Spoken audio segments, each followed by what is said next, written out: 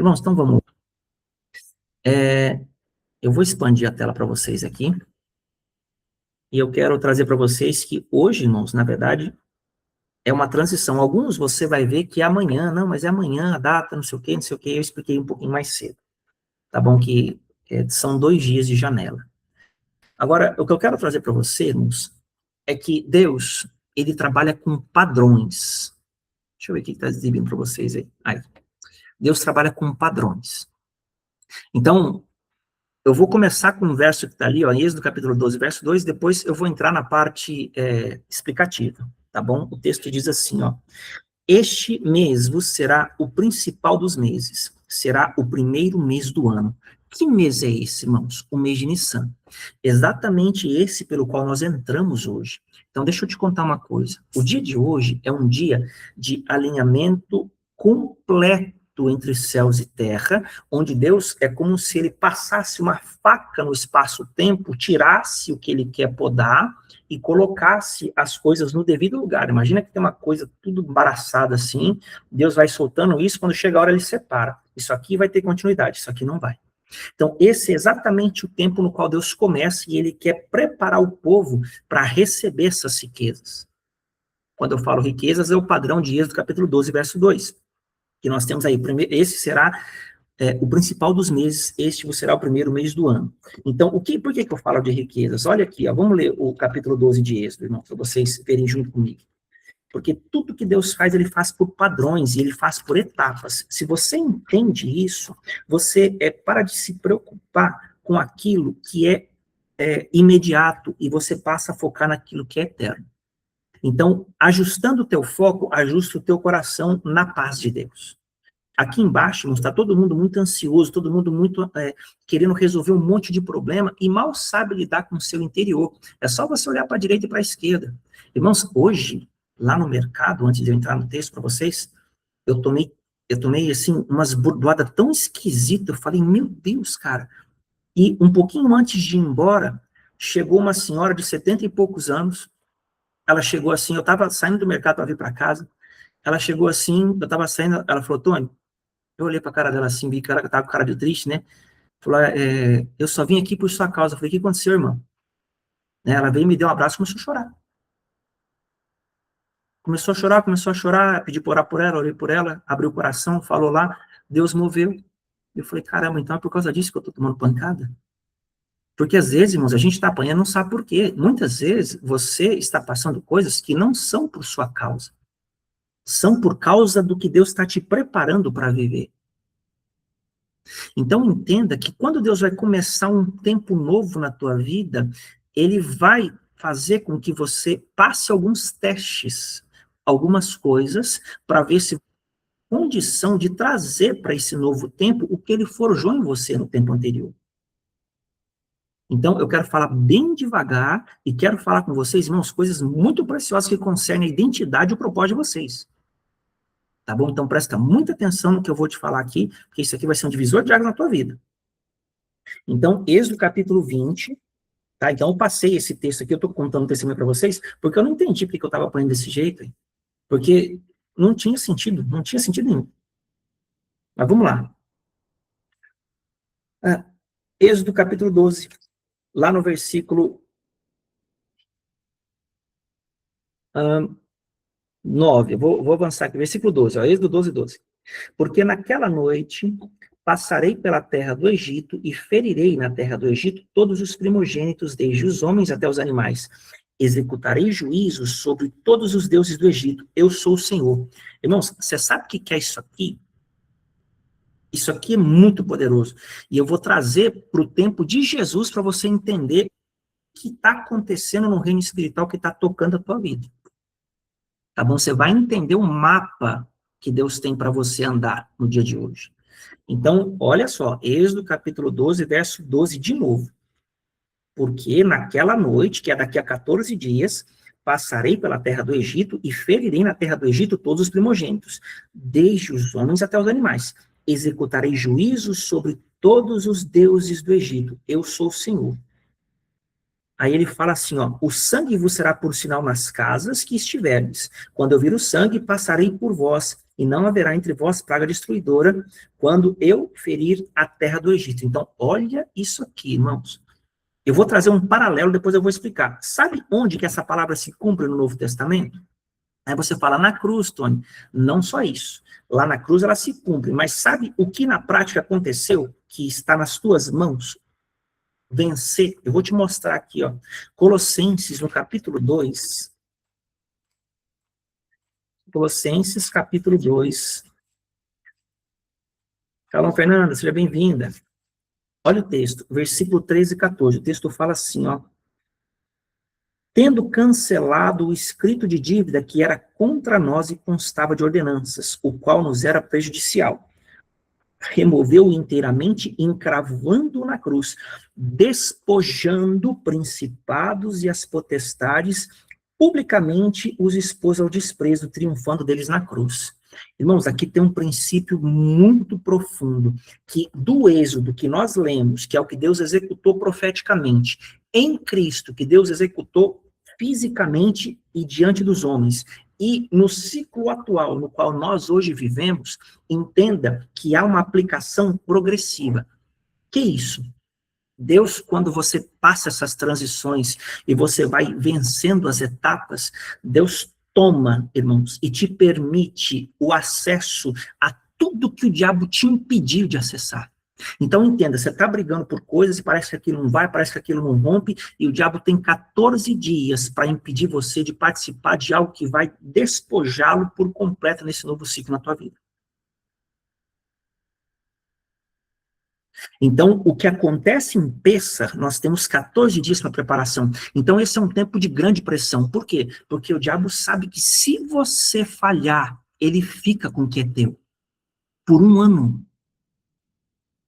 Porque Deus vai julgar os deuses do Egito. E tudo que você venceu, irmãos, dentro de você, porque o território é da tua alma, tudo que você venceu, que você quebrantou, que você mudou postura, que você honrou, que você fez o bem, tudo que você venceu no Senhor, te será agora solto e liberado para esse novo tempo. Então, está nessa janela temporal. Então, esse é um período de muita atenção, irmãos. Por quê? Porque o diabo vai apertar. E você vai ver isso quando a gente continuar lendo a história de Cristo. Que eu vou trazer o mapa do mês de Nissan por Cristo para você. Eu não vou ficar focando em coisas do passado, eu vou trazer coisas críticas para você prestar atenção. Claudete, pode falar.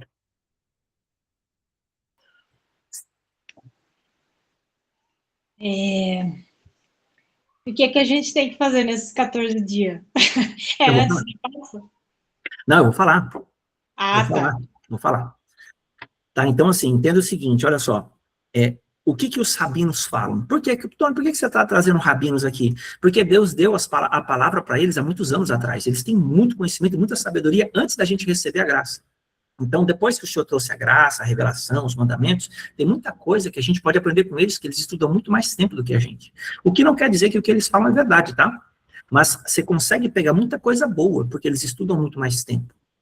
Então, olha que interessante isso aqui, ó. Em Nissan, nós somos redimidos, mas em Nissan seremos redimidos novamente. O que ele está dizendo na prática? Que Deus, ele começa momentos e termina momentos neste ciclo. Por quê? Porque Deus trabalha com repetição. Só que a repetição com Deus, ela é uma renovação. Então, as coisas nunca ficam como estão, exceto se não houve transformação em mim. Se eu vivo o mesmo ciclo repetidas vezes, é porque o Senhor não afetou o meu interior. Então, quando ele não me muda por dentro, a minha realidade não muda. Tá bom? Então, o que a gente tem que entender? Que Nissan é o padrão eterno de redenção. Então, tudo que Deus faz de forma decisiva segue esse modelo. Então, irmãos, aqui eu quero nortear você, né, a partir desse slide, a perceber o que vai acontecer por meio do que Cristo viveu. Então, olha que interessante. Aqui o texto diz, né? E adorá-la-ão todos os que habitam sobre a terra, aqueles cujos nomes não foram escritos no livro da vida do Cordeiro, que foi morto desde a fundação do mundo. Está lá em Apocalipse. Então, o que acontece? Na eternidade passada, irmãos, antes de Deus criar os céus e a terra, o Cordeiro já foi morto. E ele fez isso para estender misericórdia, né, e dar chance de salvação a um povo transgressor.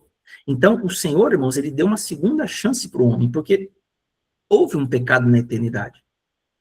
Uns ficaram do lado de Deus, outros ficaram do lado do diabo, e a galera do meio, que somos você e eu, caímos arrastados pela cauda da serpente. E Cristo, para não ser injusto, porque nós não nos posicionamos nem contra e nem a favor, ele criou essa realidade para que nós passássemos a ter a chance de decidir, ou eu vou ficar com ele, Deus, né, ou eu vou ficar com o capiroto, e a guerra final vai acontecer, que é a guerra do Armagedon, que é a etapa do Apocalipse que nós estamos entrando. Então, tudo que você está vendo agora, irmãos, lá no Irã, essas guerras, essas coisas todas, é literalmente Deus sentenciando Amaleque diante dos nossos olhos, viu? Aquela turma do Irã é a turma de Amaleque.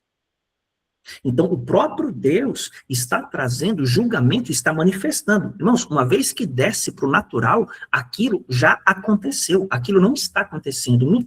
Na eternidade já aconteceu. Então, todos esses sinais são sinais para a gente entender que Deus está posicionando aquele povo, aquele lugar. Sabe por quê? Deixa eu perguntar para vocês aqui, deixar vocês participar. Vocês sabem por que está tendo essa guerra lá, irmãos? Quem sabe aí? Dá um palpite para mim. Conversa comigo aqui. Por que está tendo essa guerra e qual que é o objetivo dessa guerra lá? Isso espiritualmente falando, tá? Tem vários, mas qual que é o objetivo disso? Fernanda, Claudete, Ellen, Júlia. Eu vou te falar. Vocês sabem que onde existe aquela mesquita que tem lá o domo dourado lá, sabe? Nos países árabes, que eles não deixam o pessoal, os judeus atravessarem, já viram? Que tem acho Domo da Rocha que chama. Domo da Rocha, lugar lá. Que tem aquela abóbada dourada, uma sinagoga grande, sinagoga não, uma mesquita grande. Aquele lugar, irmãos, é o lugar em que eles querem construir o terceiro templo. Ele já tem tudo. Só que nunca que os árabes vão ceder aquilo para eles. Então, o que está acontecendo? Está havendo essa briga, e mais cedo ou mais tarde aquele território será tomado, e os caras vão erguer o terceiro templo. Então, o que isso mostra para nós, irmãos? Que, na prática, o anticristo está às portas. A gente, às vezes, está preocupado com casar, com dinheiro, prosperidade, com família, mas a gente está desfocado um pouco do nosso interior. A gente está procurando culpados para a nossa vida, quando, na verdade, a gente só está sendo desfocado pelo inimigo daquilo que realmente importa. Se você for olhar a vida de Paulo, lembra? Quem viu aquela aula sobre a batalha da fé, qual a conclusão da vida dele? Combati o bom combate, completei a carreira, guardei milhões, fui bem sucedido no ministério? Não, guardei a fé. Então, a fé, irmãos, é o que Cristo forjou em você, dentro de você. Deus, o objetivo dele com tudo que você passa é forjar o Messias aí dentro. Ele não quer saber se você tem ou não tem, se você faz ou não faz, porque ele efetua em você o querer e o realizar. Se ele não te muda, o seu realizar é inefetivo. Deus tem que te transformar por dentro. Então, onde Deus vai validar a qualidade do santuário que ele constrói em nós? É no fogo. Então, esses 14 dias, irmãos, que já são da viração do ano até Pêssah, serão de grande pressão. Tá? Eu estou te antecipando isso, porque o diabo vai perder muita coisa na tua vida. Ele vai perder.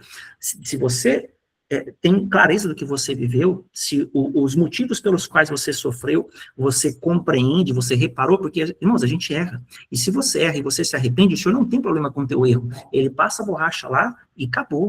Deus joga sempre os nossos pecados no mar de esquecimento. Deus não fica lançando em rosto os pecados na tua cara. E se você recebe isso, tá bom? Isso não é Deus falando contigo. A bondade do Senhor é para te conduzir ao arrependimento e à transformação. Então entenda que o Senhor tem um tempo novo para a tua vida, mas Ele quer forjar um coração novo para desfrutar disso. Agora segue comigo aqui. Olha aí de novo para o slide. Olha que interessante, né? Na eternidade passada, o Cordeiro morto, estendendo grande misericórdia, que eu falei. Agora, veja que interessante, irmãos. O Cordeiro foi morto desde a fundação do mundo. Aí, em Gênesis 22, Abraão faz um ato simbólico, né, profético, eu coloquei aqui, consagrando uma descendência. Depois que Abraão ofertou o filho, aquele filho de Abraão, ele perpetuou uma descendência. Lá no Egito, irmãos, quando você olha, Deus chega para Faraó e fala o seguinte: eu quero o meu povo, esse povo é meu. Esse povo é o descendente daquele Isaac que Abraão sacrificou e foi o primogênito dele. Então, a primícia de Abraão, que era o filho entregue, santificou todo um povo e deu direito a Deus de chegar diante dele e falar assim para Faraó: fala, esse povo é meu, se você não soltar o meu, morre os seus. E que Faraó fez? Segurou, Deus julgou os deuses do Egito. Que é para a direita e para a esquerda. Romanos capítulo 11, a partir do verso 20, 22, ele diz assim, ó, se as primícias da massa forem santas, toda a massa é santificada. Então entenda que, do mesmo modo que Abraão consagrou uma descendência a Deus, nós, irmãos, em Cristo, somos consagrados a Deus também. Só que nós vamos conquistando a nossa alma a cada novo ciclo, porque nós somos como uma camada de cebola. Várias camadas, uma cebola com camadas, né? Então a gente vai rompendo aqui, depois rompe mais largo, rompe mais largo, rompe mais largo, rompe mais largo. Na verdade, Deus vai fazendo o contrário, né? Pá, pá, pá, pá, pá, pá, pá, até chegar no final. Por quê? Primeiro o homem nasce para morrer, depois ele ressuscita. Então, quando você nasce de novo, o objetivo de Deus é te levar para a cruz. Da cruz você ressuscita. Então, é vivo, cruz, cruz, ressurreição. Então, quem não morre, não ressuscita. E Deus não tem, irmãos, para nós, uma vida antes da cruz. Ele tem uma vida depois dela. Então, o nosso objetivo hoje é essa preparação e edificar um santuário para Deus. Então, segue o texto aqui, que vai ficar mais sentido. Eu estou avançando no assunto do slide, nem passei ele ainda. Então, vamos seguir para cá. Qual que é o caminho que Deus usa? Ele usa o memorial criativo que foi feito na eternidade. Então, veja, por que nós falamos, né, às vezes, da oferta de poder e das coisas? Porque ela remete ao que foi feito por nós em nosso favor, e ela tem registros no céu. Tá bom? Então foi isso que Cristo fez. Quando ele veio para cá, ele desceu com um sacrifício e ele trouxe para essa dimensão toda aquela misericórdia, aquela graça que estavam estendidas a nós desde a fundação do mundo. Mas porque o Cordeiro ainda não trouxe isso, não havia trazido, não era acessível aos homens. Então ele rasgou o véu do espaço-tempo, morreu no dia do portal de Páscoa, e isso se espalhou para os homens. Até aqui, irmãos, alguma pergunta? Tá tranquilo? Matheus, tá tudo bem aí? Tô vendo que você tá coçando a cabeça. Tá com sono aí, meu irmão? Não. Bom, vou aproveitar, deixa eu fazer uma pergunta. Deixa. Então, faz parte de um padrão, por exemplo, tudo que foi vivenciado esse ano, só haverá uma resposta a partir do ano novo, a partir do primeiro dia do ano, é isso? Quer dizer, que haverá uma resposta da parte de Deus? A partir de agora, sim, eu só preciso terminar. Vai passar para o tribunal. Tudo que nós passamos durante esse ano só vai ser passado agora nesse tribunal para aí ter uma resposta, é isso? Toda mudança de estação, né, de ano, essas coisas tem tribunal. Cada 3 meses tem um tribunal, anualmente tem um tribunal, enfim.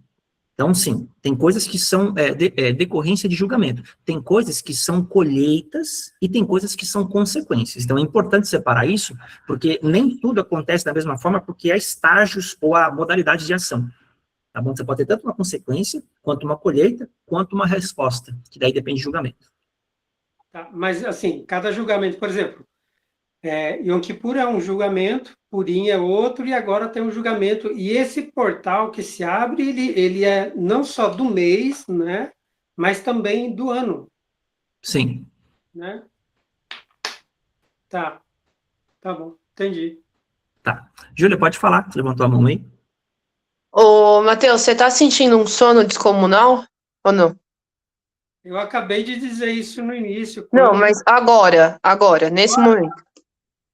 Olha, um pouco. Esse sono, toda vez que eu vou fazer alguma coisa referente à espiritualidade, seja orar, seja ver algum vídeo relacionado a isso, Bíblia, estudo, começa. Tá, ora aí, Tony, que eu tô sentindo também, por favor, só espiritual. Nossa, alguém mais está com isso? Eu vou orar aqui para vocês.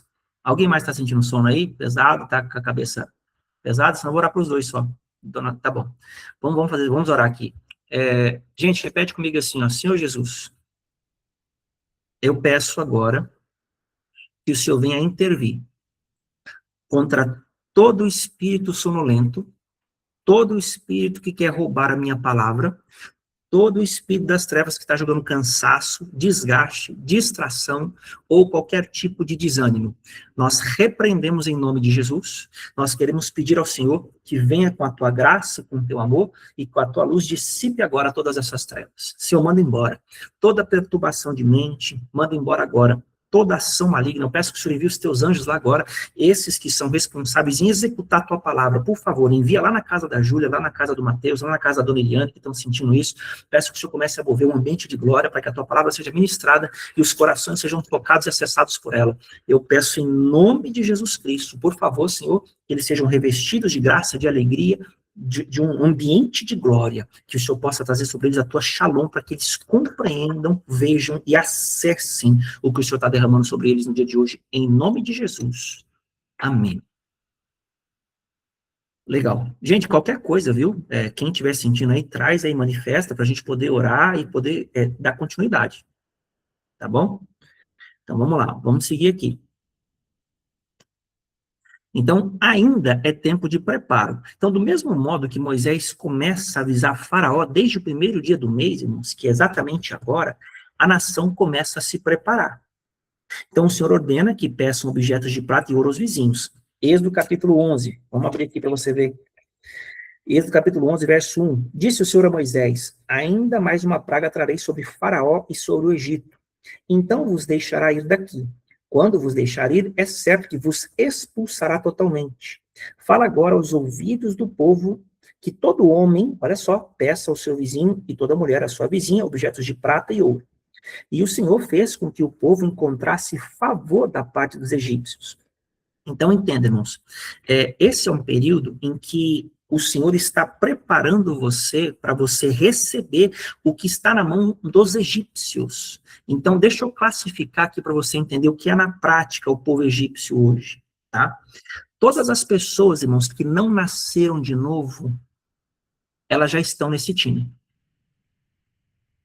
Todas as pessoas que nasceram de novo e estão presas a hábitos, sentimentos e emoções, elas precisam vencer algumas etapas para saírem do Egito. Porque do mesmo modo que o Egito é uma terra, uma geografia natural, é também um ambiente espiritual.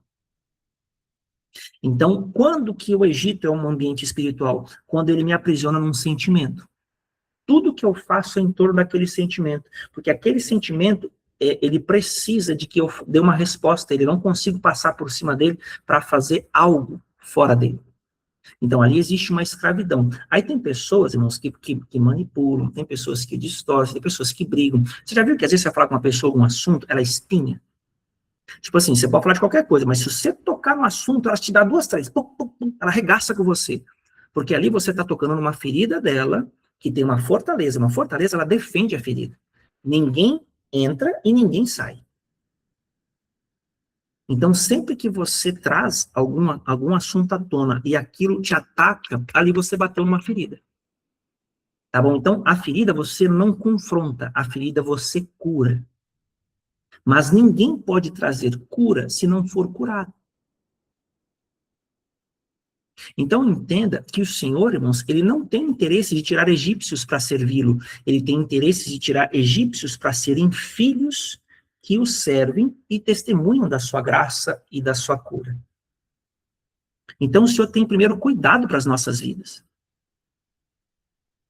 Então, eu estou trazendo tudo isso para você entender que daqui a pouco nós vamos chegar na etapa de Cristo, tá? Estou falando aqui do fundamento, do princípio geral, mas nós vamos chegar em Cristo e você vai entender isso na vida dele. Então, o que acontece? Olha o terceiro ponto. Porém, este assunto, né, será aprofundado em outro momento, que eu vou falar isso mais para frente na Páscoa, com mais detalhes. E a questão, irmãos, é que a história é cíclica. E exatamente nesse mesmo ciclo, milhares de anos depois, nosso Senhor Jesus Cristo se preparava para a morte. Então, entenda que o que esse povo passou, Jesus passou também. E o que é interessante? Olha só, o versículo 26 aí, ó, que eu coloquei de Mateus 26, 1 e 2. Tendo Jesus acabado todos estes ensinamentos, disse a seus discípulos: sabei que daqui a 2 dias é a Páscoa, e o Filho do Homem será entregue para ser crucificado. Então, olha que coisa interessante. O que está acontecendo desde o primeiro dia de Nissan até o 14º, que é o dia em que o Cordeiro é sacrificado? Jesus, irmãos, está passando por muitos testes. Nós vamos começar a ver isso aqui, vocês vão ver o tanto que isso aqui é espetacular, e nós vamos procurar trazer da melhor forma possível isso para uma aplicação pessoal. E aí, talvez algumas coisas passem a fazer sentido para você. Olha só, fases na vida de Jesus em Nissan. Então, Jesus é ungido para o seu sepultamento. Mateus 26, verso 12. O que acontece lá? A mulher entra no lugar, no ambiente que ele está, na casa de Simão leproso, e ela derrama óleo na cabeça dele, um perfume caríssimo. E o pessoal fala, poxa, esse perfume devia ser vendido e dado aos pobres, né? Por que vocês aceitam uma coisa dessa, não sei o quê, estou usando as minhas palavras, né? Aí Jesus vem e registra o ato dessa mulher. Essa mulher me ungiu para a morte. Ou seja, nesse tempo, irmãos, existe uma espécie de unção para a morte, viu? Então entenda que Deus, se você está sofrendo algo em algum nível, pode ser que Deus está querendo matar isso na tua vida. Porque isso tem te dominado, isso tem de alguma forma te levado a fazer coisas que não edificam ou coisas que te prejudicam. Então olha para a tua vida e percebe, vê se tem algo que caminha nessa direção para você, porque essa unção para sepultamento, irmãos, é a mesma unção que também veio sobre Cristo. O próprio Espírito Santo, quando veio sobre ele, levou ele para onde? Levou ele para a cruz, irmãos. O Espírito desceu sobre ele, mas o destino dele era a cruz. Você quer ver uma coisa? Aqui não está o verso, mas deixa eu te mostrar um texto bíblico. Hebreus, capítulo 9. Olha que coisa interessante que fala aqui, ó. Hebreus, capítulo 9.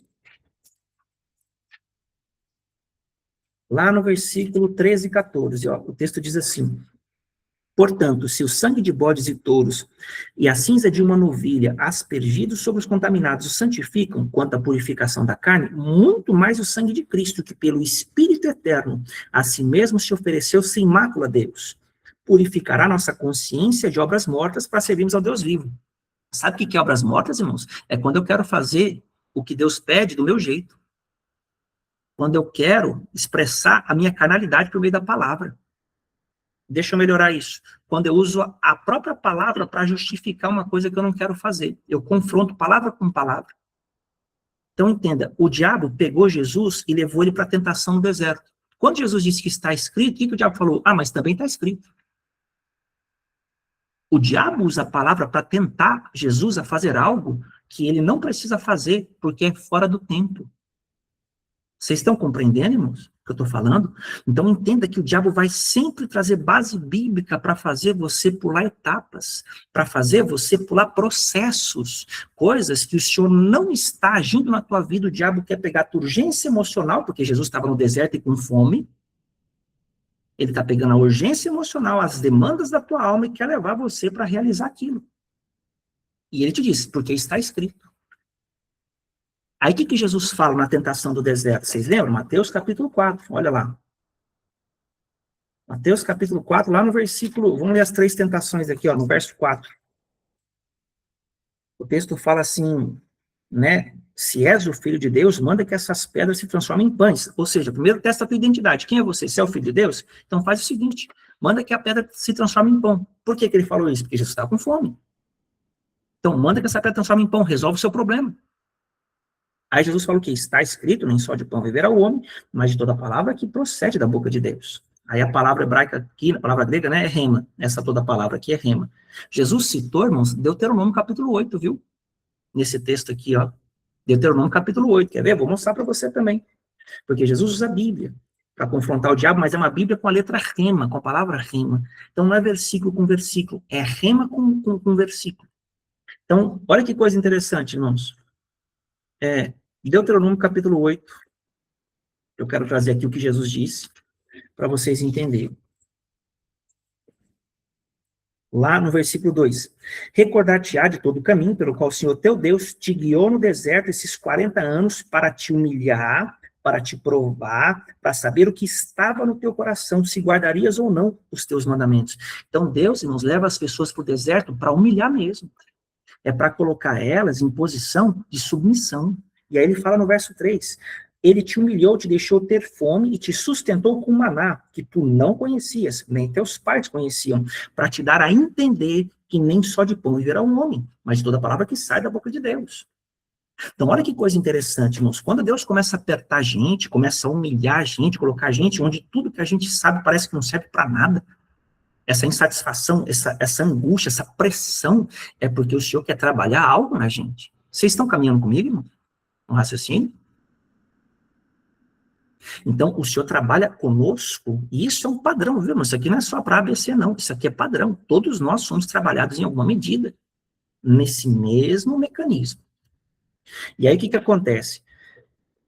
O diabo viu que Jesus soltou rema para ele e falou assim, então levou o diabo, Mateus 4:5. Então levou o diabo à cidade santa, colocou-o sobre o pináculo do templo e lhe disse, se és o filho de Deus, ó, de novo na identidade, atira-te aqui abaixo, porque está escrito, agora usando a palavra, aos seus anjos ordenará teu respeito para que te guardem, e eles te sustentarão, né, nas suas mãos para não tropeçares em alguma pedra. Respondeu Jesus, também está escrito, não tentarás o Senhor teu Deus. Aí eu te pergunto, irmãos, que tentação? Não está tendo tentação sexual nenhuma aqui? Qual é a tentação aqui? Participa alguém comigo aqui. Qual é a tentação que o diabo está falando, que Jesus está falando que ele não deve tentar a Deus? Pela palavra? Sim, mas qual tentação? O que o diabo queria aqui? Desviar Jesus do propósito dele. Sim, mas como? Tá quase, falta uma coisinha depois só. Mas é isso, é por aí. Enganar ele com a palavra. Sim, tudo bem, tá certo, mas assim, eu vou acrescentar algo, tá certo a sua resposta, tá? Mas a ideia, irmãos, é que Jesus pulasse as etapas. O diabo queria que Jesus pulasse, porque está escrito, aos seus anjos dará ordem a teu respeito para que não tropece com teu pé em pedra. Mas não era tempo de Jesus se tornar conhecido por um milagre de um anjo. Era tempo dele ir para a cruz e vencer na cruz, depois ressurgir, e aí sim, os homens vierem a conhecerem e o seu nome espalhar-se por toda a terra. Então o diabo vem para tirar as coisas do tempo eterno de Deus e trazer as coisas para o tempo natural nosso. Estão comigo, irmãos? Então entenda que se você está sendo tentado a algo, você precisa procurar saber no Senhor, Senhor, isso aqui de fato é assim? Entenda com o Senhor. Vai perguntar para ele, Senhor, o que é isso aqui? O que está acontecendo? Por que eu estou passando isso? O que o Senhor quer corrigir em mim? Porque entende, irmãos, nós estamos numa janela de tempo em que daqui 14 dias, Deus executará o juízo sobre os deuses do Egito e vai soltar as coisas que são nossas. Então, se você e eu errarmos em algo, a gente pode comprometer o que Deus vai entregar. Ah, mas então eu não posso errar? Não, você pode errar, irmãos. A questão não é acertar e errar. A questão é você errar e manter-se no erro. Porque esse é um tema de purificação. Deus não está focando se você vai cometer um erro. Ah, você tinha que ir para a direita e você virou para a esquerda. Não, se nesses 14 dias você conseguir errar e reparar isso, irmãos, está resolvido. Alguém quer falar? Quer falar, dona Liliane, alguma coisa? Deixa eu só levantar a mão assim. Não? Então tá. Vou seguir aqui mais um pouquinho aqui, ó. E aí, o que acontece? Respondeu Jesus. Também está escrito, não tentarás o Senhor teu Deus. Então, a tentação é de pular as etapas. Eu quero me poupar do sofrimento, então eu vou adiantar o meu processo, e aí eu vou e resolvo o meu problema, ajudando Deus. Tá bom? Agora, olha o versículo 7, o versículo 8. Levou ainda o diabo a um monte muito alto, e lhe mostrou todos os reinos do mundo, e a glória deles, e lhe disse, tudo isso te darei se prostrado me adorares. Então, Jesus lhe ordenou, retira-te, Satanás, porque está escrito, ao Senhor teu Deus adorarás, e só lhe darás culto. Então, o que o diabo tentou de uma vez por todas? Ele falou, ó, eu tenho todos esses reinos aqui, eu te dou, você só me adora. Ou seja, faz o que eu estou te falando. Faz o que eu estou te falando, que eu já te dou. Só que Deus, quando você vê Jesus vencendo na cruz, o que fala para ele lá em Mateus, no capítulo 28? Olha que interessante. Mateus 28, irmãos, lá no versículo 18, fala assim, ó, Jesus, aproximando-se, falou-lhes dizendo, toda autoridade me foi dada no céu e na terra. Então, veja, o diabo falou, tem todos os reinos do mundo, mas aí Jesus, quando vence na cruz e ressuscita, ele fala, toda autoridade me foi dada no céu e na terra, é acima da autoridade dos reinos que o diabo tem. Ide por todo mundo pregar o evangelho. Aí ele manda. Então, entenda que, por vezes, o Senhor vai colocar você para morrer antes de frutificar. O Senhor não vai colocar você para frutificar o que você está agora, mas o que você é de fato, que precisa de um aperfeiçoamento, de um tempo de purificação e de alinhamento com o céu. Fala, Claudete.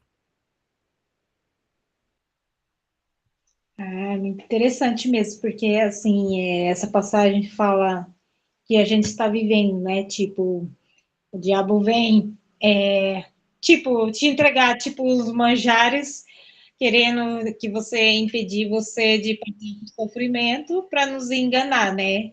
É nesse sentido. Tipo, eu te dou isso, aí você não sofre, você fica de boa, só para te enganar de você realizar o que o Senhor quer. Seria isso. É tipo isso aí, ele fala, deixa eu te dar uma ajuda aqui, dá uma força para Deus, Deus está precisando da sua ajuda, faz alguma coisa. Entendi. Diga, Júlio. Ô, gente, não é possível, cara. Vocês estão sentindo sono ainda? Porque eu tô aqui, eu não tava afim de começar a aula. Não, Claudete não, beleza. E o resto? Eu não tava afim de começar a aula. Não é normal isso que eu tô sentindo. Alguém deve estar sentindo aqui, gente. Ellen, tá tudo bem aí, irmã? Marcele, vocês estão com sono? Alguém tá sentindo uma coisa tipo, meu, não tô conseguindo prestar atenção. Tranquilo aqui. Ah, mano, então eu vou sair, jogar uma água no rosto e já volto, porque isso não tá normal. Na hora da oração, eu senti minhas mãos, tipo, dando choque. Quando eu levantei a mão para orar, tipo um choque, assim, vindo de cima para minha mão. Só isso, mas eu não tô sentindo sono. Então, Demorei. quando fez a oração, deu um up, aí voltou. Aí agora eu tô tipo, meu, tá bom, deu up e voltou. Eu falei, ai, peraí, vou jogar uma. Até porque eu tô com a cara. Peraí, deixa eu mostrar, ó. Com a cara toda preta. Por isso que eu não abri a câmera. Deixa eu lá lavar o rosto, aí eu já volto aqui, peraí. Tá bom. Essa Júlia engraçada. Né? Vamos lá, gente. Vamos seguir aqui mais um pouquinho, ó. Até aqui tudo bem, irmão? Vocês estão acompanhando comigo o raciocínio? Então, vamos lá. O que a gente vê aqui, ó? Olha aí ainda para o slide. Agora, Jesus, irmão, então ele recebe a unção por sepultamento, tá aqui, né? E aí vem o segundo ponto. Jesus, ele vai ao Getsemane e revela, irmãos, que a sua alma, olha só, está profundamente triste até a morte. Então, olha aqui, irmãos, um pouquinho antes de Deus aniquilar em você o que ele quer aniquilar, você vai sentir esse nível de guerra. Então, entenda que se sua alma está apertando, irmãos, é porque a coisa está pegando mesmo, e é o processo da cruz. Agora, a questão é, o que Deus quer matar? Entendeu? O que Deus quer fazer na tua vida?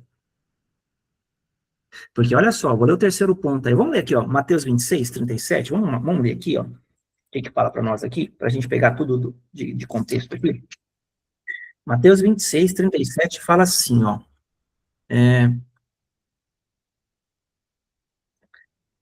Vou ler o 36. Ó. Em seguida, foi Jesus com eles a um lugar chamado Getsemane e disse a seus discípulos, assentai-vos aqui, enquanto eu vou ali orar. E, levando consigo Pedro e os 2 filhos de Zebedeu, começou a entristecer-se e angustiar-se.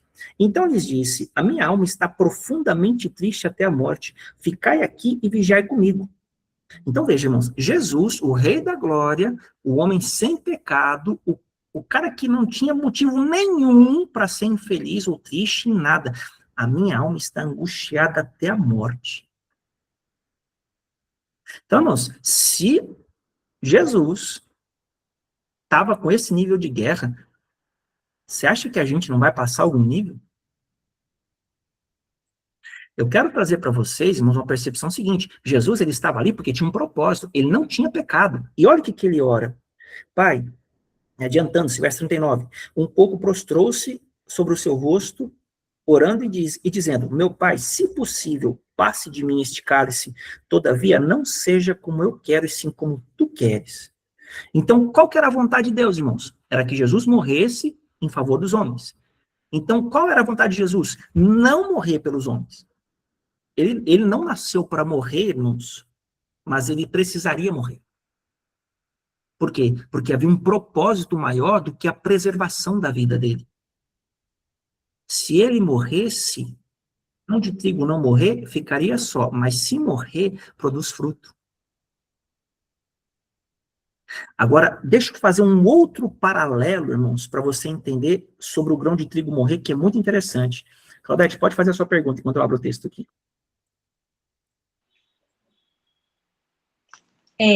Essa tristeza que Jesus estava sentindo já era o peso do pecado da humanidade? Ou é porque ele não queria morrer? Porque já começou a vir o peso. Ele Sim. teria que carregar aquilo. É igual quando você está carregando o peso das ovelhas. Isso, mas aí não dá nem para comparar, né? Lógico que o senhor é infinitamente maior, mas sim. Seria nesse Sim, exatamente. E aí, agora, olha só, que forte que é isso aqui, ó. Lá em João, no capítulo 6, irmãos, Deixa eu procurar o verso aqui. É João 6. Deixa eu fazer uma pesquisa aqui.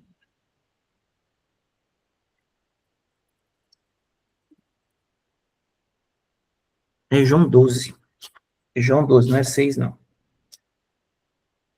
13 e 12. Olha que interessante esse texto aqui, irmão. João, capítulo 12, não está no slide, tá? Eu vou ler para vocês aqui, para vocês entenderem o contexto da frase do grão de trigo. Então, o texto diz assim, ó. João 12, verso 20.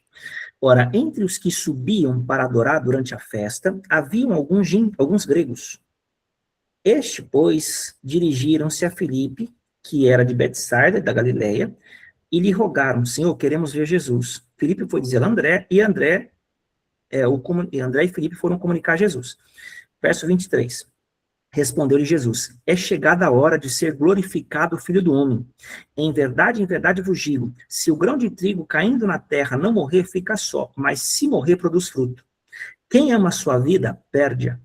Mas aquele que odeia a sua vida neste mundo, preservá-la para a vida eterna. Se alguém me serve, siga-me, e onde eu estou, ali estará também o meu servo. E se alguém me servir, o Pai o honrará. Agora, está angustiada a minha alma, que direi eu? Pai, salva-me desta hora? Mais precisamente com este propósito, vim para essa hora. Pai, glorifica o teu nome.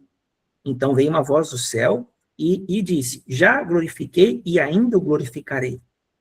Agora, irmãos, olha que tremendo que é isso aqui. Vocês sabem por que Jesus falou sobre o grão de trigo não morrer nesse contexto aqui? Porque a alma dele angustiou-se também.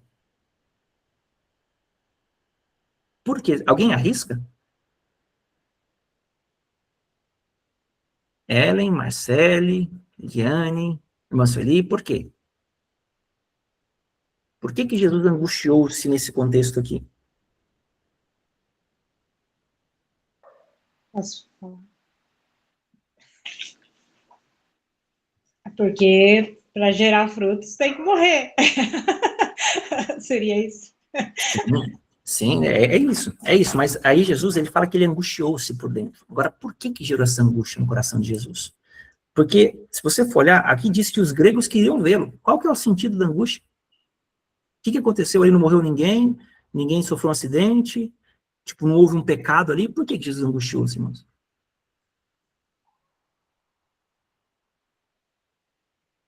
Eu vou te responder. Os gregos, irmãos, na época, eram os caras de maior reputação possível no que diz respeito à sabedoria e conhecimento. Então, a fama de Jesus, embora ele não saísse de Israel, chegou até a Grécia. E os caras viajaram para ouvir o que Jesus ensinava. Então, quando Jesus, ele escuta que os gregos querem falar com ele, né, Filipe, verso 22, né, João 12, 22, Filipe foi dizer a André, e André e Filipe comunicaram a Jesus. Respondeu-lhe Jesus: é chegada a hora de ser glorificado o Filho do Homem. Em verdade, eu vos digo, se o grão de trigo caindo na terra não morrer, fica ele só, mas se morrer, produz fruto. Quem ama a sua vida, perde-a, e aquele que a odeia, né, neste mundo, preservá-la para a vida eterna. Se alguém me serve, siga-me, e onde eu estou, ali estará também o meu servo, e se alguém me servir, o Pai honrará. Agora está angustiada a minha alma, que direi eu? Pai, salva-me desta hora? Mas, precisamente, com este propósito, vim para esta hora. Então, olha que interessante. Parece meio sem sentido, mas, na verdade, irmãos, Jesus, ele sentiu vontade de ir lá, de falar com os caras. Só que, o que acontece? Ele não podia ir porque era tempo dele ficar com os judeus e morrer ali. A palavra só podia se expandir depois que ele morresse. Então, é meio que ele foi tocado para ir a esse lugar, foi tentado a ir para lá, antes do tempo. E ali ele fala: minha alma está angustiada até a morte. Ele fala: ó, se o grão de trigo não morrer, fica só. Ou seja, eu não tenho que ir agora por mais que eu queira, por isso a angústia. Ele lembrou que ele teria que morrer. Não era tempo dele se exaltar, era tempo dele morrer, irmãos. Então, quando você sabe fazer a leitura do tempo de Deus, você para de focar no que você está passando de difícil e foca no que teu pai está fazendo no período da dificuldade. Vocês estão caminhando no raciocínio comigo? Tony, Sim. Diga. Posso falar? Não entendi essa parte. Você disse que Jesus ele queria ir aonde? Falar com quem? Os gregos. Olha aí, Ah, o versículo 20. Entre os que subiram para adorar também a festa, havia alguns gregos. ah, tá. Entendi. Entendeu? Então, isso foi tentador para ele. Ele falou, agora minha alma está angustiada, mas eu vim para esse tempo, eu não tenho que ir, eu tenho que morrer aqui, porque aí vai dar fruto e vai chegar lá. E aí você vê aqui no resto do verso, né, olha só o que ele fala no versículo 27. Agora está angustiada a minha alma, que direi eu, Pai, salve-me desta hora? Mas precisamente com este propósito vim para essa hora. Pai, glorifica teu nome. Então veio uma voz do céu, eu já glorifiquei e ainda glorificarei. A multidão que ali estava, tendo ouvido a voz, dizia, deve ter havido um trovão. Outros diziam, foi um anjo que lhe falou. Então explicou Jesus, não foi por mim que veio essa voz, mas por vossa causa. Chegou, agora olha aqui, irmãos, chegou o momento de ser julgado este mundo, e agora o seu príncipe será expulso. Ah, irmãos. Sabe o que Jesus está falando? Cada vez que você entende o processo de Deus, Deus está julgando o mundo por meio da tua vida, porque há um nível de redenção que Deus traz que só vem por meio da sua vida. Tem coisas que a humanidade só vai receber se você vencer por dentro e levar isso para as pessoas. Deus não vai usar a Ellen naquilo que Deus deu para Eliane. Deus não vai usar a Claudete naquilo que deu para Marcele. Não vai. Ah, mas o Cristo tem tudo. Mas ele depositou na Claudete, ele depositou na Júlia, ele depositou no Mateus. Então, ele vai fazer somente aquilo que te deu acesso e você acessou. Vocês estão entendendo, irmãos, o que eu estou falando? Fala, Claudete.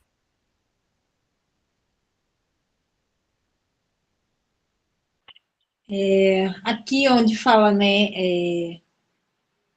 que o Senhor fala, eu já o glorifiquei e ainda o glorificarei. Essa parte é quando ele foi batizado? Ou não? Na verdade, esse Fala que ele já foi glorificado.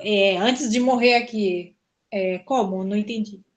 Então, porque, olha que legal a pergunta, porque essa é uma visão temporal, porque eu glorifiquei é no passado, mas Jesus ainda não foi para a cruz, nem ressuscitou para ter recebido glória. Então, o que é interessante? Em João 17, olha o que ele fala aqui, ó. Você vê como é que é interessante você conhecer Bíblia e contexto. Ele fala assim, ó, João 17, 4. Eu te glorifiquei na terra, Jesus falando, tá? Na verdade, 3, ó. João 17, 3. E a vida eterna é essa, que te conheçam a ti, o único Deus verdadeiro, é Jesus Cristo, a quem enviaste. Eu te glorifiquei na terra, consumando a obra que me confiaste para fazer.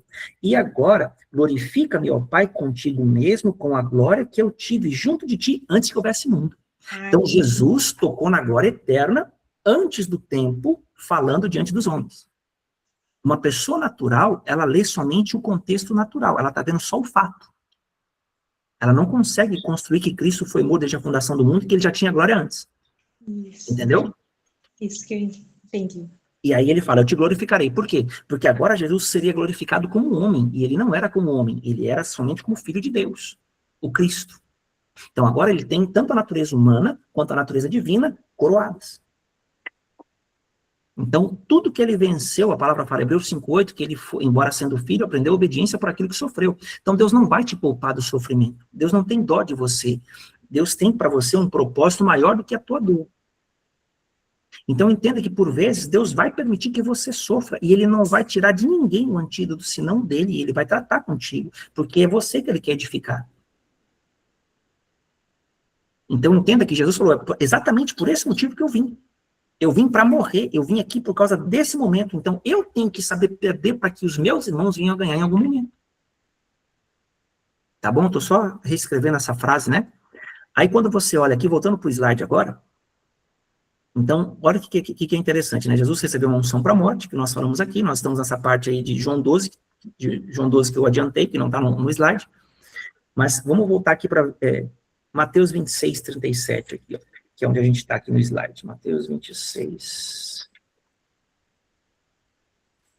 Lá no versículo 37, né? Então, Disse Jesus, a minha alma está profundamente triste até a morte.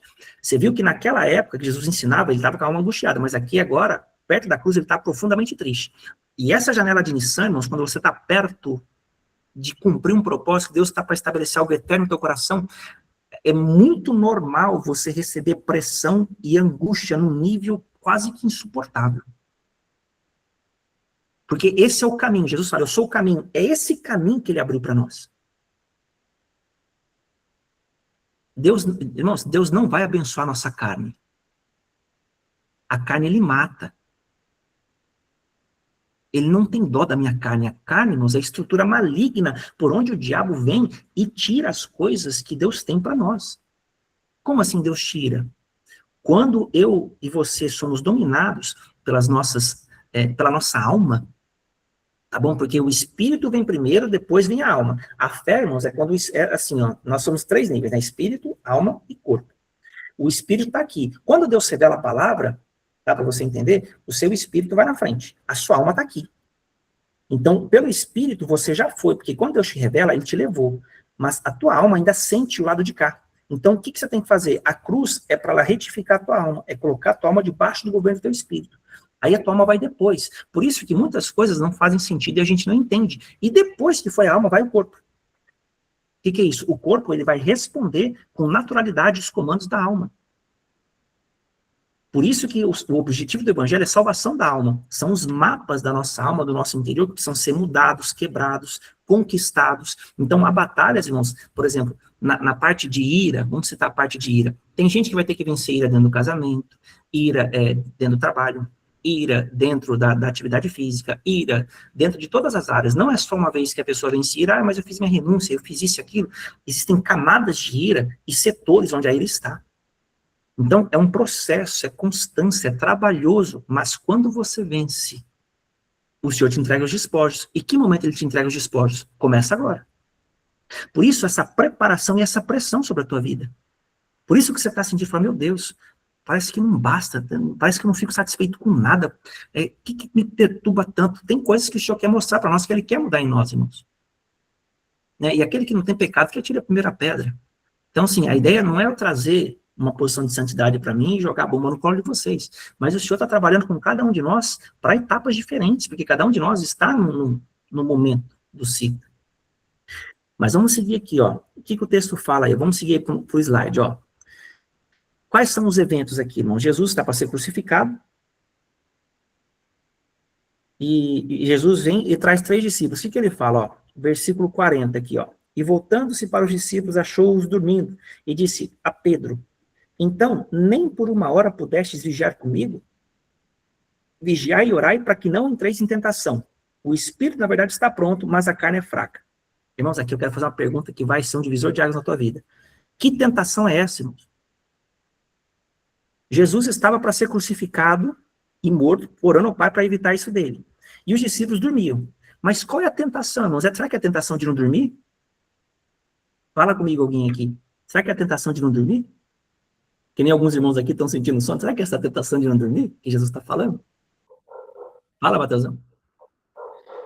Eu acho que essa tentação ela é muito mais abrangente, porque vai desde tirar o foco do propósito, de você se descuidar e ser atacado por isso, de ver a semente sendo perdida no caminho. Então, o sono é só um detalhe, uma espécie de ataque, mas a coisa é muito maior. Entendi. Ellen, deixa eu ouvir sua voz, irmão. Fala aí. Por que você acha? Por conta do peso também, né? Estava mudando.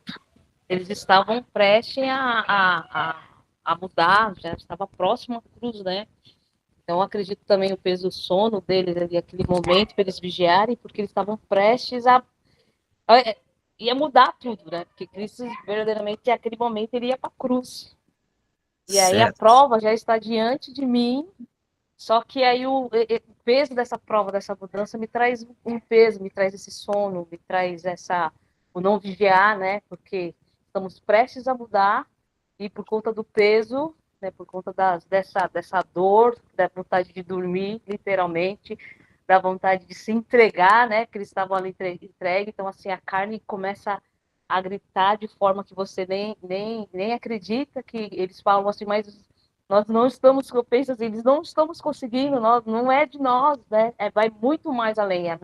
Eu quero ir além, mas o que eu estou sentindo, a aflição que eu estou sentindo antes de receber, muitas vezes é muito maior que aquilo que o Senhor quer me entregar, né? Meu entendimento. Não, mas todos vocês acertaram, todos vocês falaram algo que é verdade. E antes de abrir para a Claudete, eu quero mostrar para vocês que eu quero ir só um pouquinho mais longe, tá? Tá todo mundo acertou no que falou aqui, mas eu quero mostrar para vocês a pedra angular do que Jesus está falando aqui. Qual que é o profundo daquilo, onde que está essa conversa dele. Mateus capítulo 6, a Escritura vai ensinar o Pai Nosso. Pai nosso que estás no céu, santificado seja o teu nome, venha o teu reino, seja feita a tua vontade, assim na terra como no céu. O nosso de cada dia nos dai hoje. Perdoa as nossas ofensas, assim como nós perdoamos a quem nos tem ofendido. E não nos deixes cair em tentação, mas livra-nos do mal, porque teu é o reino, o poder e a glória, hoje para sempre, amém. O que ele fala no verso 14? Pois, se não perdoardes as vossas ofensas, tampouco o vosso Pai Celestial vos perdoará. Jesus está falando de ofensa, mas você fala, mas Tony, onde está a ofensa aqui na questão do sono? Só a gente lê o contexto. Vamos voltar um pouquinho. Mateus capítulo 26, versículo 31, o texto fala assim, ó, então Jesus lhes disse, esta noite todos vós vos escandalizareis. Deixa eu ver essa palavra no original para vocês aqui, para ler com vocês ela. É escandalizo, eu vou adiantar para vocês já, mas eu quero ler para vocês o que significa essa palavra aqui no original, para dar para vocês uma percepção mais funda. Mateus 26. Olha que coisa interessante, irmãos. 26. Aqui, venha. Qual que é o versículo aqui? É 31. Ó, Mateus 26, verso 31. Opa, bota aqui. 26, cadê? 31 aqui. Essa noite. A palavra grega ali é escandalizo, que significa escandalizar. Colocar uma pedra de tropeço ou obstáculo no caminho sobre o qual outro possa tropeçar e cair, ou, se for como metáfora, ofender. Então, olha que interessante, Jesus começa a explicar aos discípulos que esta noite vocês vão se ofender comigo. E ele explica, olha o versículo 31 ainda, no finalzinho, porque está escrito, ferirei o pastor, e as ovelhas do rebanho ficarão dispersas. Mas depois da minha ressurreição, irei adiante de vós para Galileia, disse Pedro. Aí vai entrar um outro contexto, vou só até aqui. Irmãos, por que os discípulos se ofenderiam? Porque eles criaram uma expectativa em Jesus, que Jesus não atenderia da forma como eles esperavam. Jesus, ele não venceria ali, ele morreria, e todo aquele sonho, aquele castelo de que viria um rei que resolveria o problema de Israel imediatamente ali era frustrado. Todo mundo criou uma expectativa dele, tamanha, que quando aquele homem morreu, Pedro acabou negando ele, assim, no meio do caminho. Se você for olhar aqui o contexto. Pedro começou a negar Jesus, e etc., e a coisa começa a dar errado, e os discípulos depois, Pedro volta até a pescar. Vocês lembram disso? Levanta a mão aí. Levanta a mão não, Fala, quem levantou a mão aí? Claudete, fala aí.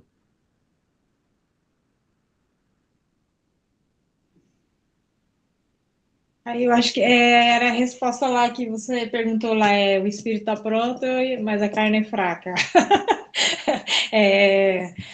Muitas pessoas falam que a carne é fraca porque peca, né? Mas eu acredito que não é isso, não. O espírito está pronto, a carne é fraca, porque a alma ela sempre vai lutar contra o espírito, né? Então seria nesse sentido. Nesse sentido, porque o espírito, ele responde à palavra, a alma responde ao sentimento. Então, quando os discípulos viram aquilo, eles se frustraram grandiosamente com Jesus. Falaram, poxa, esse cara que é o rei, esse cara que a gente esperava, e o cara é crucificado, o cara não faz nada. Irmãos, isso aqui é muito profundo. Porque estava todo mundo esperando uma coisa do Messias. E esses discípulos largaram de trabalhar, alguns largaram família, deixavam a família guardada lá, ia sair com ele.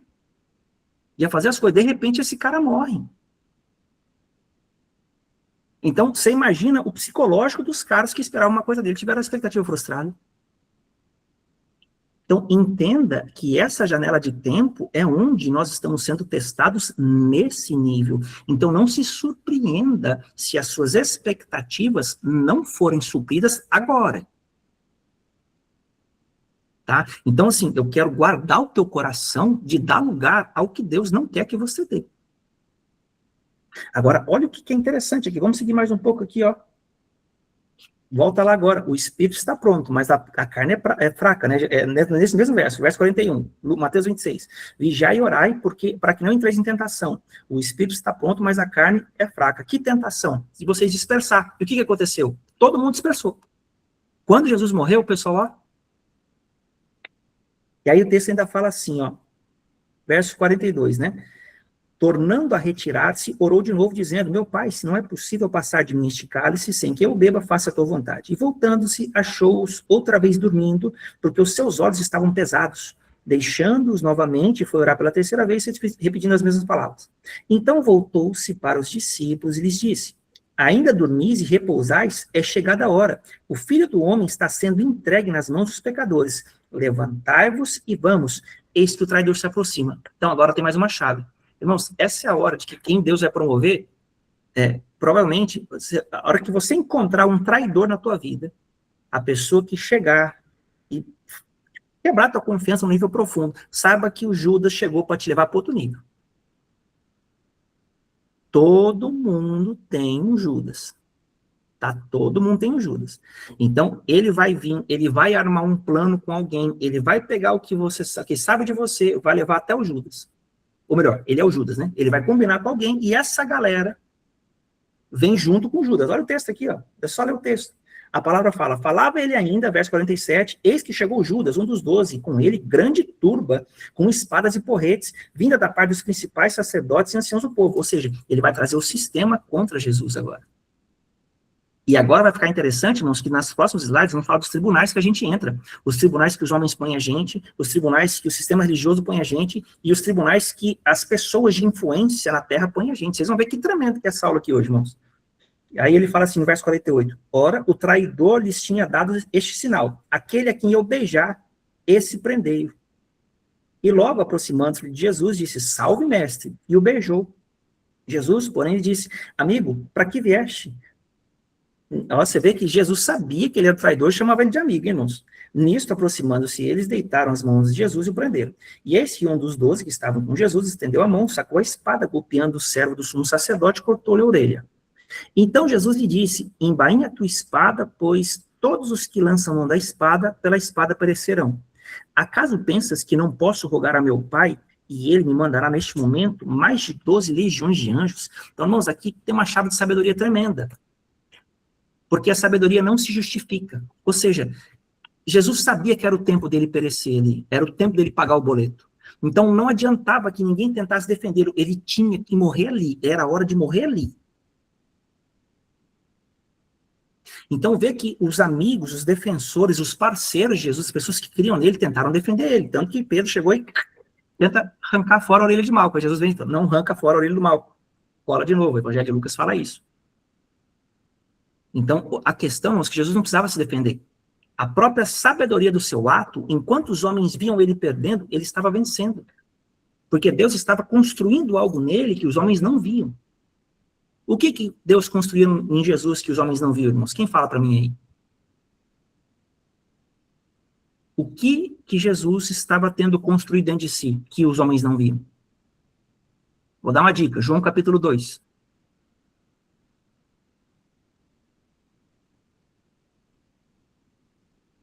João capítulo 2, a palavra fala que Jesus destruiria o templo, em 3 dias o reergueria.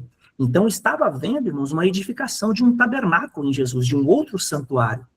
Tanto que depois você vai olhar João capítulo 2, lá no verso 16 mais ou menos, é que quando Jesus morreu e ressuscitou, descobriram que ele falava do santuário do seu corpo.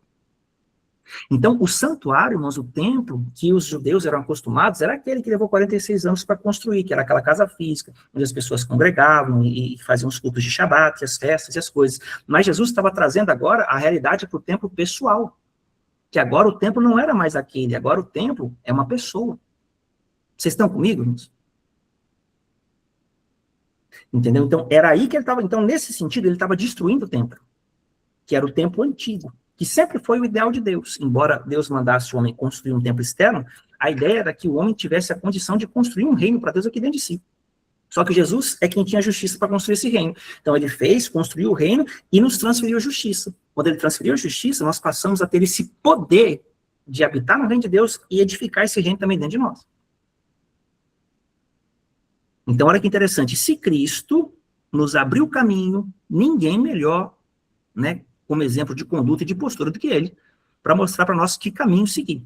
Então, quando alguém tentou, né, o segundo ponto do slide aí, tentou defendê-lo de cumprir seu propósito, ele ainda ensinou que poderia se defender chamando legiões celestiais. Então, ninguém precisa defender Jesus, irmãos. Se você sabe o que você está fazendo, você não tem que se justificar. Você não precisa ficar dando motivos e razões. Deus falou contigo, faça. Porque Deus não falou com os outros, ele falou com você. Você é responsável por receber a justiça da palavra na tua obediência. Se você tem que trazer sempre a tua palavra, você está descendo para o nível de justiça de outro tribunal e não de Deus. Sempre que a gente se justifica, irmãos, a gente entra num campo em que Deus não tem por que intervir na justiça, porque eu estou usando a justiça da minha própria boca. Então, ou eu confio na justiça de Deus, ou eu confio na minha. Qual é o nome para minha justiça? Justiça própria. Aí a gente vê aqui, ó, terceiro ponto. E o tremendo de tudo tudo aconteceu para que se cumprisse a escritura. Olha o versículo 56 de Mateus 26 aí, ó. Tudo isto, porém, aconteceu para que se cumprissem as escrituras dos profetas. Então os discípulos todos, deixando, fugiram. Então olha que interessante, irmãos. O que aconteceu ali? Caíram em tentação, ó. Fugiram. Não ficaram com Jesus. Por quê? Porque viram uma expectativa ser frustrada. E aí, irmãos, olha que legal. O versículo de Isaías aí, ó. Quarto ponto. Ninguém será poupado do sofrimento se este for o preço do benefício de muitos. E naquilo que o Senhor te curar, você curará. Tá aí, ó. Ninguém será poupado do sofrimento se este for o preço do benefício de muitos. E naquilo que o Senhor te curar, você curará. Isaías capítulo 61, verso 1. O Espírito do Senhor Deus está sobre mim, porque o Senhor me ungiu para pregar as boas novas aos quebrantados, enviou-me a curar os quebrantados de coração, a proclamar a libertação aos cativos e a pôr em liberdade aos algemados, a pregoar o ano aceitável do Senhor e o dia da vingança do nosso Deus, a consolar a todos que choram e a pôr aos que estão de luto uma coroa em vez de cinza, óleo de alegria em vez de pranto, vestes de louvor em vez de espírito angustiado, a fim de que se chamem carvalhos de justiça plantados pelo Senhor para a sua glória. Então Deus, ele vai agora usar a tua vida, que recebeu o evangelho, a palavra, no coração quebrantado, para restaurar a vida alheia. Mas primeiro Deus restaura você. Deus efetua em você o querer e o realizar. Se Deus faz em você uma mudança, ele realiza a mudança. Se Deus não faz em você a mudança, a sua mudança externa não acontece nas pessoas. Por isso que você vê que é difícil mudar as pessoas na força do braço, na força do argumento. Quem que nunca tentou, né, irmãos? A gente, às vezes, tem familiar, tem gente que você fala, parece que a pessoa não entra na cabeça dela. Jesus é 20 anos, 30 anos falando, a pessoa não muda. Porque não é assim que a gente transforma. A gente transforma com o nosso testemunho, com a nossa emanação de vida. Porque o diabo fala também, irmãos. Aí você já viu, às vezes você fala 20 anos. Daqui a pouco chega uma pessoa nada a ver do outro lado lá, fala a mesma coisa que você fala há 20 anos. Nossa, mas o fulano me disse isso e mudou minha vida. Quem aqui que já passou por isso, já viu? Você fala um tempão para a pessoa, ninguém muda, não muda nada. Aí chega lá outra pessoa fala a mesma coisa que você fala há 20 anos e a pessoa muda. Desse jeito. Então, irmãos, olha só, o último ponto aqui do slide, ó. Absolutamente tudo o que você passa, né, pode cooperar para o seu bem se a sua postura é de permanecer nos mandamentos, na sua integridade. Ou seja, Romanos 8, 26, todas as coisas cooperam para o bem daqueles que amam a Deus, daqueles que são chamados segundo o seu propósito. Então, quem ama a Deus é quem guarda os seus mandamentos. Quem ama a Deus não é quem prega, nem quem canta, nem quem faz, nem quem acontece, nem quem resolve, nem quem não resolve, nem o gordinho, nem o magrinho. Quem ama a Deus é quem guarda os seus mandamentos. João 14, 15. Se vocês me amam, guardem meus mandamentos. Então, se eu não estou sofrendo por causa da minha obediência, o meu sofrimento não coopera para o meu bem. E aí mata isso como um clichê religioso, porque muita gente acha que só porque está sofrendo, Deus vai mover, Deus vai prosperar, Deus vai não sei o quê. Você está sofrendo porque você está obedecendo ou está sofrendo porque você plantou coisa errada e agora está colhendo? Então, até o sofrimento, irmãos, a gente precisa fazer a leitura correta dentro do tempo de Deus. Porque não é todo sofrimento que coopera para o meu bem. Agora, se eu estava errado e eu começo a me posicionar de acordo com a palavra, Deus é poderoso para reverter esses tempos difíceis na minha vida em bênção, desde que eu permaneça. Né? Vamos seguir aqui. Irmãos, quem está sendo abençoado aí, dá um glória a Deus, escreve alguma coisa, fala alguma coisa para eu ver aqui, que eu não estou conseguindo ver todo mundo. Agora, olha aqui. Glória a Deus. Glória a Deus, aleluia. Aleluia, né, irmã? Olha só. Fases dos julgamentos. Irmãos, aqui, essa parte aqui, para mim, foi muito forte, quando o senhor começou a falar comigo.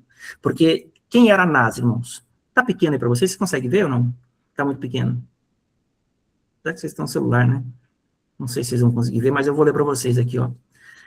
Primeiro julgamento, irmãos. Jesus diante de Anás, que é um julgamento informal.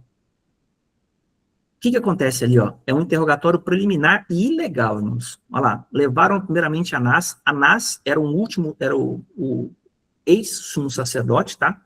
E aí o texto ainda fala assim, ó, o sumo sacerdote interrogou Jesus acerca dos seus discípulos e da doutrina.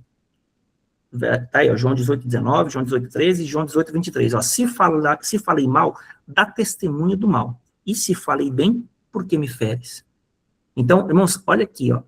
A primeira coisa que vai acontecer com você, quando você estiver perto do seu processo, irmãos, é que o sistema religioso vai passar a te ver como inimigo, principalmente os líderes. Então, Anás está aqui, ó. Anás, oh, Jesus, agora tá lá. Anás, ele era ex-sumo sacerdote, mas ele ainda tinha algum poder, né, exercer poder nos bastidores, que nem tá aqui.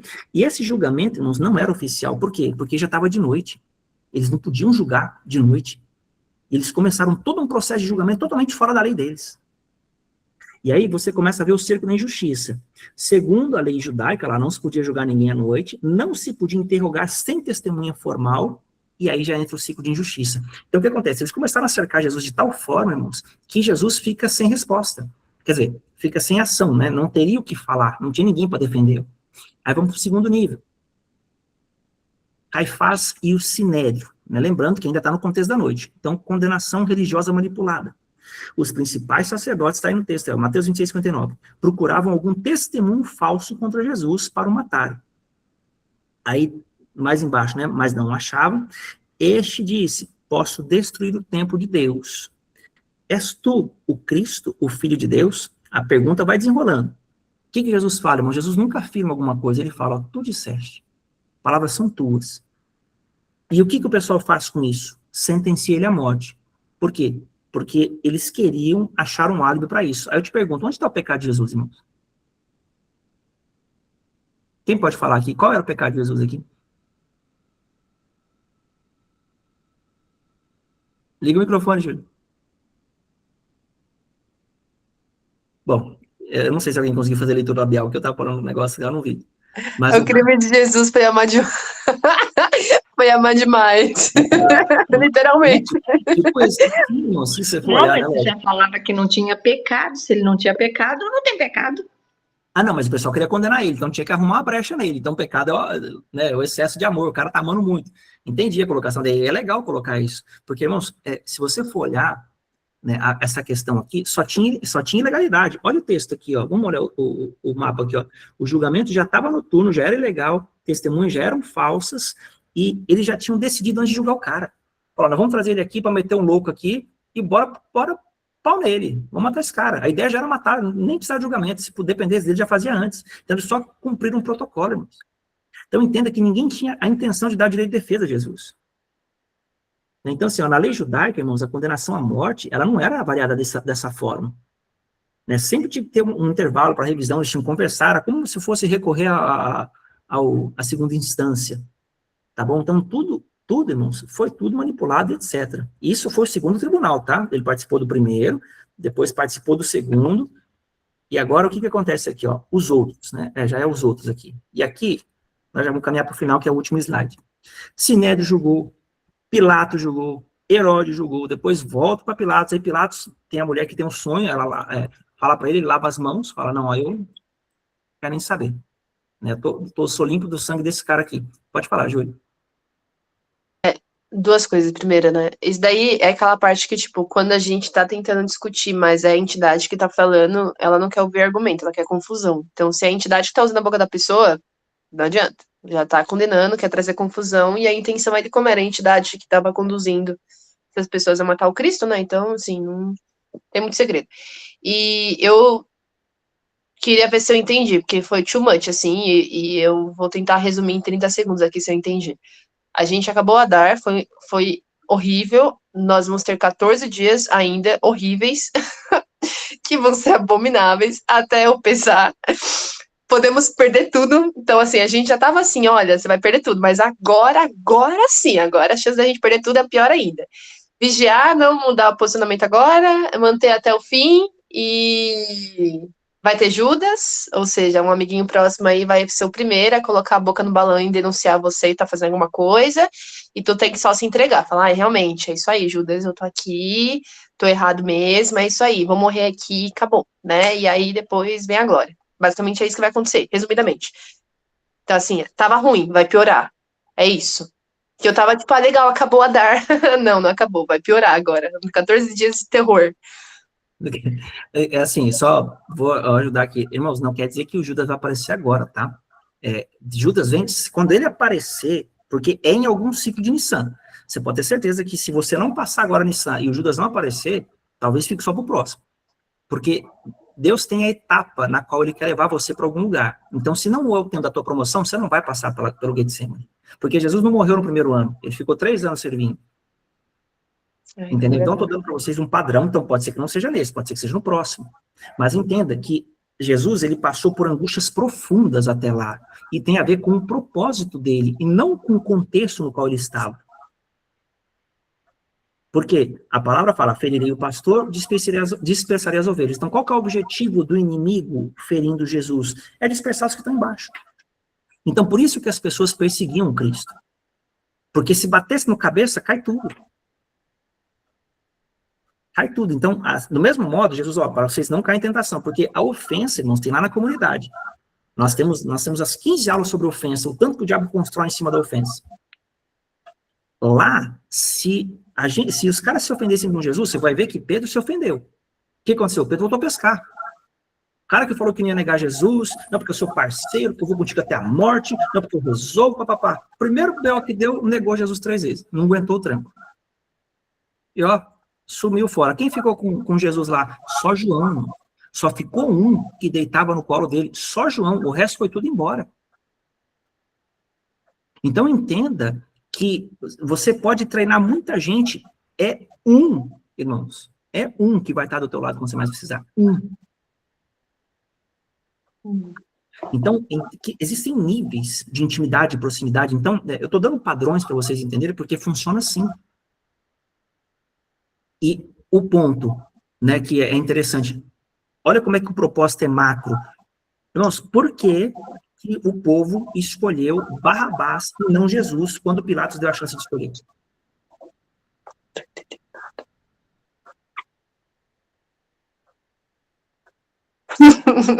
Eu não tô entendendo nada, tá? Eu tô aqui assim, o que ele tá falando, gente? Socorro. Mas tá bom, é isso. Acho que ele escolheu porque tinha entidade, né? Ele queria salvar a entidade. Não salvar Cristo, é isso. Não tem muito segredo. Na verdade, olha só, você viu... Oi, Claudete. Posso falar? Porque Pode, Claudete, você já sabe, você já me ouviu falar umas 2 vezes, já pode falar. Então eu não vou falar. Então tá bom. Então eu vou falar. Já Irmãos, sei mesmo, você já falou. é porque o propósito de Jesus, irmãos, envolvia até mesmo a redenção de Barrabás. Então, mesmo que o próprio Barrabás tivesse todos os motivos para ser condenado, Jesus estava falando, não, pode sair você, para você entender. Quem vai aguentar o boleto agora sou eu. Então não tinha como. Jesus recebeu até a chance de sobre si, até a carga de Barrabás. Então o fato, irmãos, como a Júlia falou, o excesso de amor. Ele foi até o fim. João capítulo 13, verso 1. Tendo amado os seus, foi até o fim. Você vê que ele não ofendeu quem ofendia ele, você viu que ele não revidava, você viu que ele não fazia as coisas, nem se defendia. A palavra fala que ele foi como ovelha muda para o matadouro. Então, o silêncio em tempos de transição é sabedoria pura. Irmãos, talvez vocês foram tentados aí a falar um monte de coisa e arrebentar a pessoa, falar, nossa, vou matar a 5ª geração dessa pessoa agora. Você solta tudo. Só que se você for sábio, olha lá, irmã Celia, quase dando cabeçada na câmera lá. Mas se você for sábio, você não vai deixar a palavra entrar. Ou melhor, ela sair. Porque se você abrir a boca, a palavra fala que o homem será julgado pelas suas palavras. E o homem fala do que está cheio o coração. Então, por que a pessoa fala coisas para você? Porque é o que tem dentro do coração dela, ela só tem aquilo para te falar. Entendeu? Então, assim, Jesus, ele absorve essas coisas, ele aguenta essas coisas, e no tempo certo, irmãos, as coisas se resolvem, porque Deus justifica o que se cala. Mas a pessoa que se defende, ela quer trazer a justiça dela. E Jesus não fez isso. Então, Pilatos, irmãos, usou Jesus para negociar, Herodes, né, usou Jesus para negociar com Pilatos, porque eles estavam de relacionamento quebrado. Moral da história. Por fim, o cordeiro é entregue à morte. Mas ele não tinha pecado. Ele tinha que passar um processo em benefício de muitos. Não é o nosso caso, porque nós temos pecado, né, irmãos? Nós temos pecado, e com certeza o Judas vai pegar alguma coisa aí para juntar a galera para queimar o seu filme, mas na verdade Deus quer te promover. Porque por mais que você erre, se você se reparar com Deus, o Senhor não tem acusação para a tua vida, ele tem redenção. E esse é o meio de redenção. Entendeu? O Cordeiro foi morto desde a fundação do mundo. Seus pecados não pegam Deus de surpresa. Quando ele te comprou, ele já conhecia todos, irmão. Ele conhecia todos. Falaram, eu gostei desse pouco cabelo aqui, vou escolher ele. Escolheu eu, tô aqui. Quer dizer que eu sou perfeito? De jeito nenhum. Escolheu Claudete, escolheu aí a Dona Eliane, escolheu a Júlia. Ele escolheu. Do jeitinho que você tá. Ninguém era bom o suficiente e nem será bom o suficiente para merecer o amor. Nós não merecemos o amor. Mas o Senhor, ele trabalha num sistema meritocrático.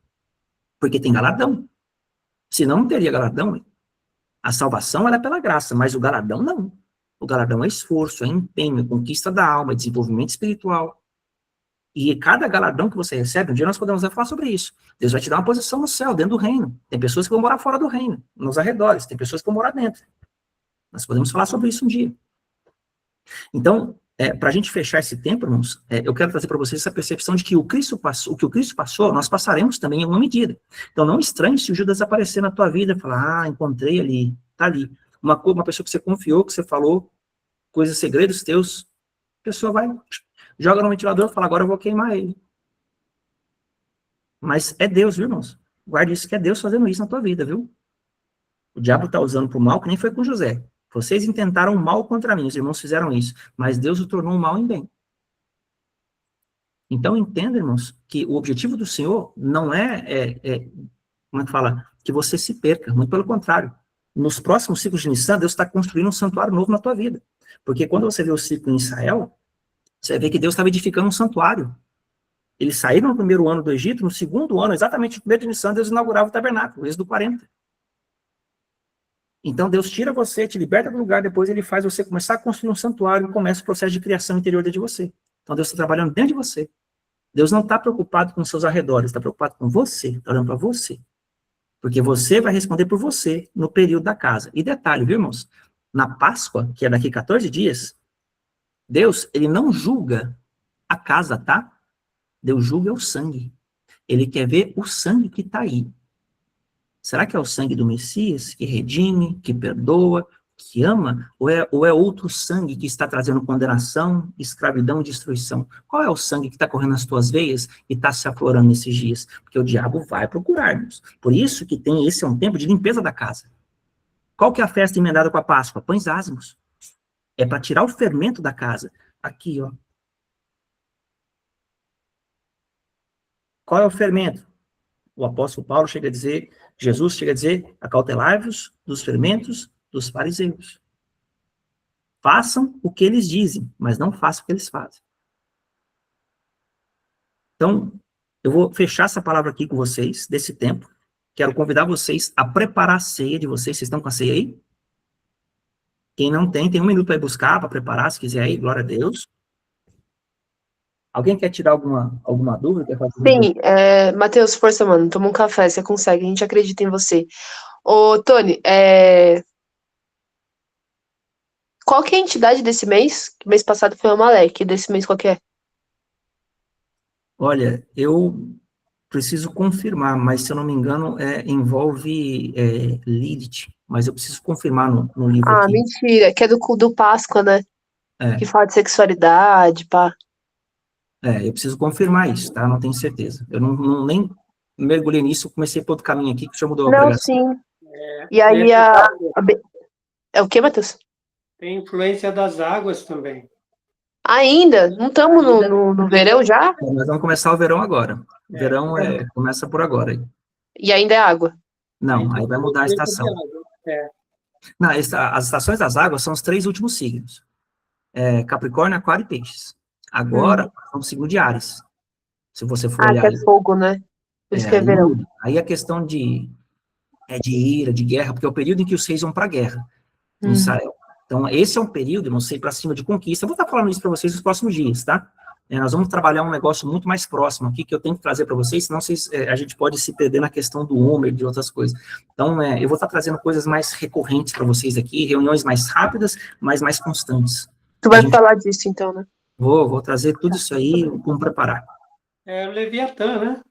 A gente Também tem isso aí. Eu preciso ver, Matheus, eu não sei de cabeça, eu não quero falar o que eu não sei. Porque eu sei que o trono de Áries está para entrar, porque ele entra justamente nessa virada de mês também. Só que dentro da astrologia, por volta do dia 20, 21, entendeu? É um pouco depois, mas não tem nada a ver. Certo. Gente, vocês estão com a ceia aí? Tem mais alguém que ainda quer ir buscar? Então, deixa eu pegar aqui.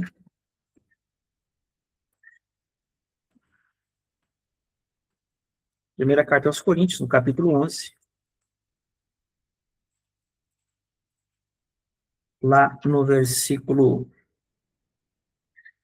17. Nisto, porém, que vos prescrevo, não vos louvo... Não, tá um pouco para frente. É o 23 aqui, ó. Porque eu recebi do Senhor o que também vos entreguei, que o Senhor Jesus, na noite em que foi traído, tomou do pão e, tendo dado graças, o partiu e disse: Este é o meu corpo, que é dado por vós, fazei isso em memória de mim.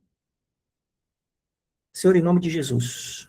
Não, vamos lá, vamos ler, deixa eu ler tudo aqui, ó. Por semelhante modo, depois de haver ceado, tomou também o cálice, dizendo: Este cálice é a nova aliança no meu sangue. Fazei isso todas as vezes que o bebedes, em memória de mim. Porque todas as vezes que comerdes este pão, bebedes o cálice, anunciais a morte do Senhor até que ele venha. Por isso, aquele que comer ou beber o cálice do Senhor indignamente, será réu do corpo e do sangue do Senhor. Examine-se, pois, o homem a si mesmo, e assim coma do pão.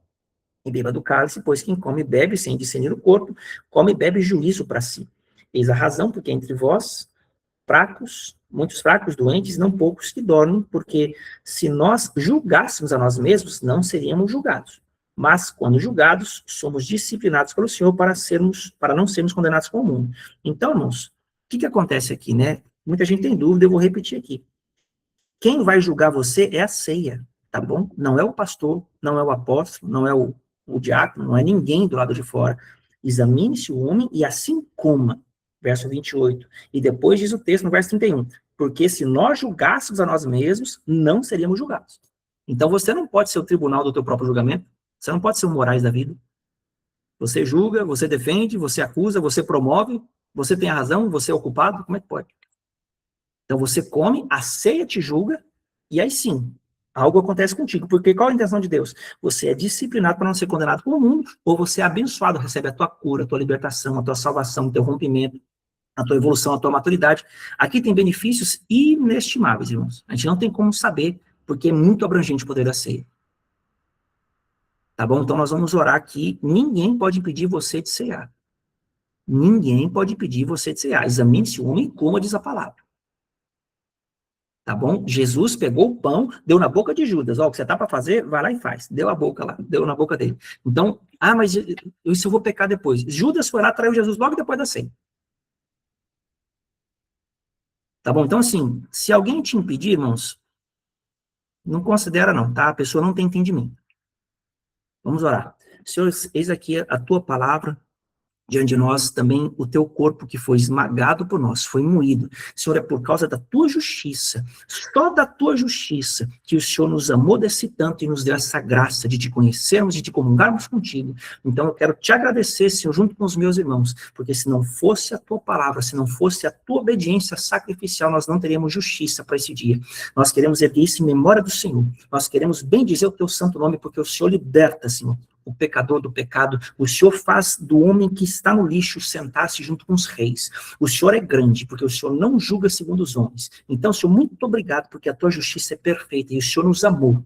Então, nós comemos e comungamos contigo por meio desse pão, e que sejamos abençoados, sejamos fortalecidos, que sejamos curados, que sejamos, Senhor, rompedores em fé, e que se o Senhor precisar nos disciplinar, que o Senhor nos discipline, mas que nós não venhamos a cair nas mãos dos homens, porque o Senhor é misericordioso. Em nome de Jesus, abençoa-nos. Amém. Pode comer, irmãos.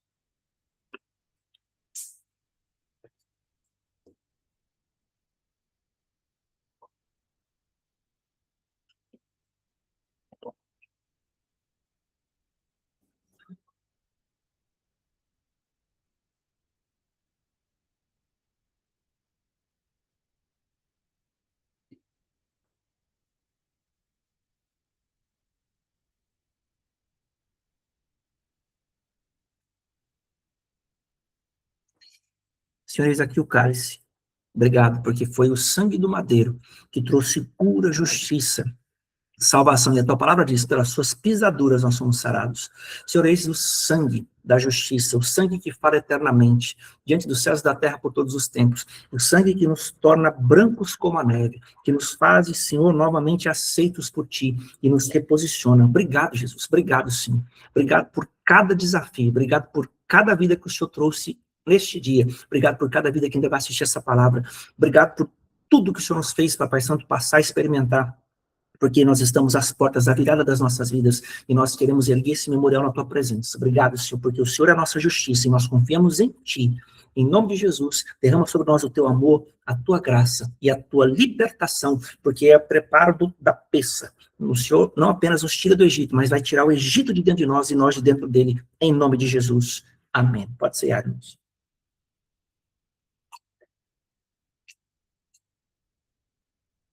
Graças a Deus. Glória a Deus. Glória a Deus. Irmãos, alguém quer fazer alguma pergunta final? Eu vou encerrar a gravação aqui. Alguém quer tirar alguma dúvida? Alguém quer falar?